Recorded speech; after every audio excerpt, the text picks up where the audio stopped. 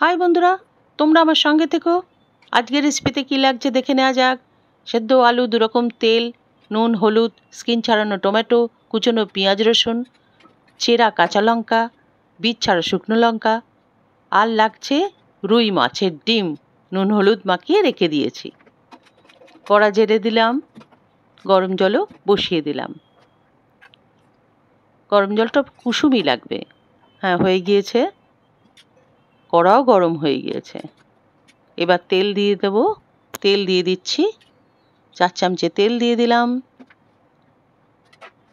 ডিমটা ভেজে নেব, হালকা করেই ভাজবো। ডিম ছেড়ে দিলাম, খুব হালকা করেই ভাজবো। ফ্লেমটা কমিয়ে দিলাম, কারণ খুব কম তেলে ভাজছি তো।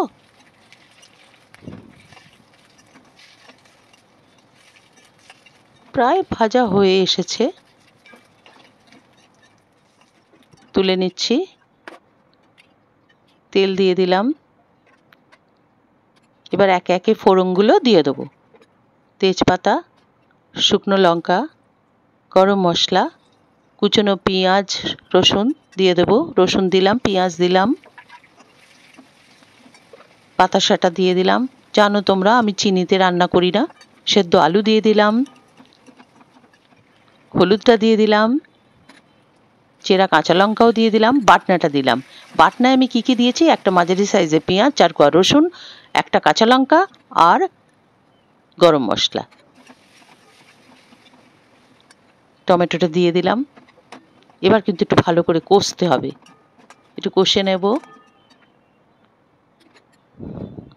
বাটনার জলটুকু দিয়ে দিলাম, যে জলটা ছিল বাটনার এক্সট্রা জলটা দিয়ে দিলাম। ভালো করে একটু কষে নিতে হবে। জল দিলাম, কতটা জল দিচ্ছি তোমরা দেখতেই পাচ্ছ।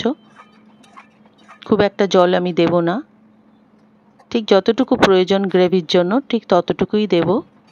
নুন দিয়ে দিলাম, ডিমগুলো ছেড়ে দিলাম। ফুট ধরেছে, আমি চাপা দিয়ে দিলাম। 3 মিনিট বাদে দেখলাম ভালোই ফুটছে। আদার জলটা দিয়ে দিলাম স্ট্রেনারে ছেঁকে। আমি সবসময় ছেঁকেই দিই আদার জল। খুললাম, একটু ঘি দেব। রেডি হয়ে গেছে হেলদি অ্যান্ড টেস্টি রুই মাছের ডিমের কালিয়া। অপূর্ব, স্বাদে গন্ধে দারুণ।